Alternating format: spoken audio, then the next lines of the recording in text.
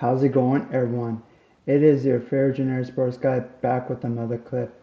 For today, we'll be discussing the Toronto Maple Leafs and the game last night against the Boston Bruins. It was a good game to watch overall. I was really happy with the performance of our team. I felt like line one is starting to click now. I was happy to see like Austin Matthews finally scoring. It was nice to see, but I do want to say one thing. Mitch Marner seems to be driving that line. You could just see how he's setting up the other two players to score, and just like you could just see how much of a structure that line has become now, where pretty much that they're able to score now, but at the same time they're playing a more defensive conscious game. Is nice to see. I do want to say also, it's hard to see John Tavares on the line three, obviously for him to be a hometown boy and everything, but at the same time, I think he is needed to be in line three now because his confidence are not there. His skills are diminishing as we speak, and he is just not the same player as he was the year before, even the year before that. So I think you can probably move him to line two again, but he needs to hone his skills a bit more and probably get his confidence like just back up. Even on power play one, you could see that he's pretty much just not there. He's pretty much just there to win the play, face-offs, and that's it, right? And after that, he pretty much just becomes a ghost out there, and that's not a good thing at all. We need him to score at least a little bit.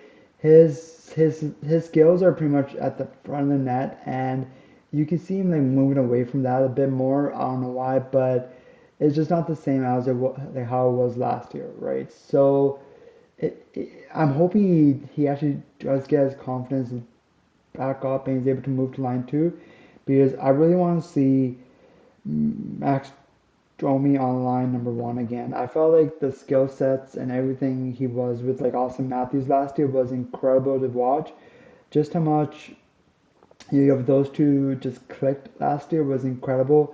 And like I understand what we're trying to do now is probably get more coherent team on spacing out the scales between like all four lineups, but we gotta get the big guys scoring, right? We gotta get what's called Alton just to get scoring more goals that he has been so far this year. But yeah, it was good effort. Obviously, we did lose in overtime, and gosh, is Brad Marchand like he just kills us and hates us, I think, because every time he's on the ice and it's overtime, you just expect him to have a huge performance against us. No matter if he's in a hot streak or if he's not doing too well, he's just been a leaf killer and is like horrible to watch. I'm kind of happy when he gets older and he's actually going to like retire, but as of right now, he's going to be a pest against us for a long time still. So, in saying that, these are the numbers as of right now, our stats for this year. Obviously, it is still early in the year. It's really been 10 games almost. Like I think it's like 9 games now. So I expect these numbers to get up. I expect as we get more comfortable with the new coach and the new line pairings and everything, it should get better afterwards. But I do want to say one thing. Chris Tanev has been incredible as shot blocking. I don't know if you guys watched the game last night or not, but this guy is just incredible blocking shots.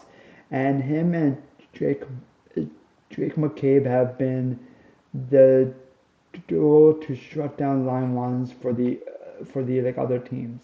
And it's nice to watch. It's nice to see the pressure a bit off of Riley now, so maybe he could score a bit more goals. But Chris Tanev has been an incredible pickup for us, and this is what we expected from him, right? We expected him to be the shutdown defense guy, help Drake McCabe as well, but is exactly what we expected for him, right? Shot blocking, being the broody defenseman that we always kind of needed, and it is nice to watch.